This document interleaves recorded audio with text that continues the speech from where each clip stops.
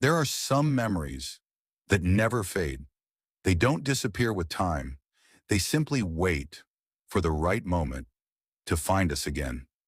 After many years, I returned to the home where I grew up. The old wooden door still creaked. The red floor still held the warmth of countless Sundays. The house was quiet, but somehow it still felt alive. As I cleaned the dusty shelves, an old cookbook caught my attention. Its pages were worn. Its cover had faded with time. When I opened it, a folded piece of paper slipped onto the floor. I bent down, picked it up, and my heart stopped. It was my mother's handwriting. At the top, she had written, Sunday chicken curry. For a long moment, I simply stared at those words. It felt as though she was speaking to me again. The next morning, I went to the local market. Fresh chicken, onions, tomatoes, curry leaves, the same spices she always used. I wanted to follow every step, exactly as she had written it. Back home, I stood in the same kitchen where she had spent so many Sunday mornings. As the onions began to cook, their familiar aroma filled the room, and suddenly, the silence disappeared. I could almost hear her gentle voice. I was a little boy again, sitting on the kitchen counter, watching her smile while she cooked. She never rushed. She never complained.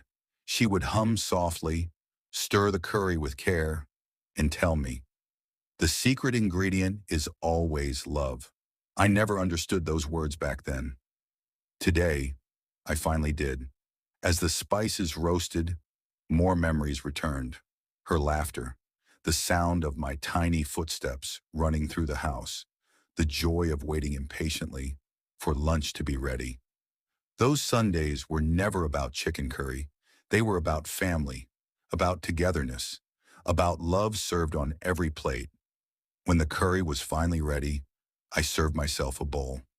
I took one slow bite, closed my eyes, and smiled. The taste was exactly the same, not because I had cooked it perfectly, but because her love was still there, hidden in every memory. A single tear rolled down my face. Across the table, her chair was empty, but for one beautiful moment, it didn't feel empty at all. It felt as though she was sitting there, smiling at me, asking softly, "Is it good?" I looked at her old photograph and quietly whispered, "Yes, Amma, it's perfect." Before leaving, I carefully folded the recipe and placed it back inside the cookbook. Some recipes are written with spices. The most precious ones are written with love. And no matter how many years pass, a mother's love never leaves.